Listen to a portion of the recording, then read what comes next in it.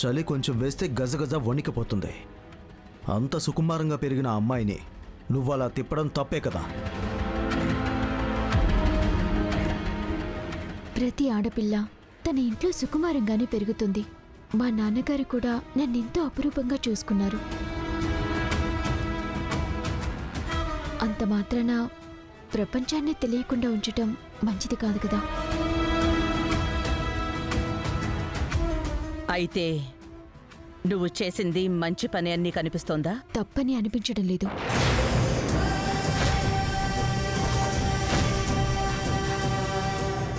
తనకి అన్నీ చూపించాలనుకున్నాను. బయటి ప్రపంచం ఎలా ఉంటుందో చూపించాలి అనుకున్నాను. 4 గోడల మధ్య ఉంటే తనకేమీ తెలీదు. కానీ ఈ భవనం దాటి బయటికి వస్తే ఎలా బతకాలో ఎలా ఉండాలో ప్రతీదీ తెలుసుకుంటుంది. అప్పుడే భూమిలో మార్పు వస్తుంది అనుకున్నాను. అందుకే ఆ ప్రయత్నం చేశాను.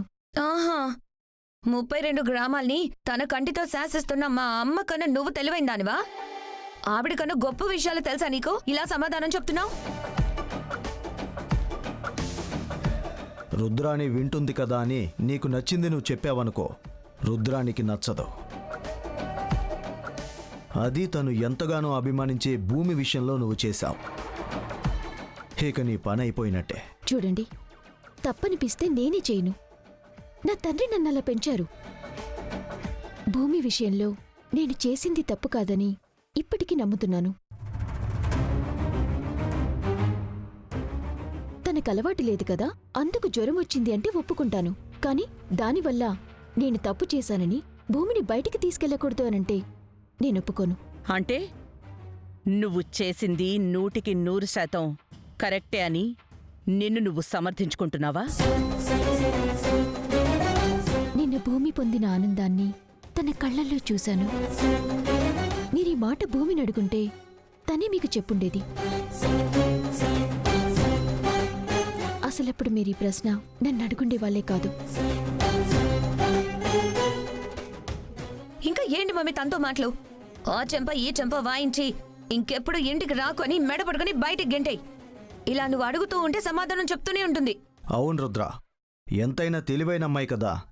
తనని తాను ఎలా సమర్థించుకోవాలో ఈ జానకి బాగా తెలుసు. ఆ అవకాశం తనకివ్వకుండా నువ్వేమనుకుంటున్నావో అది చెయ్యి.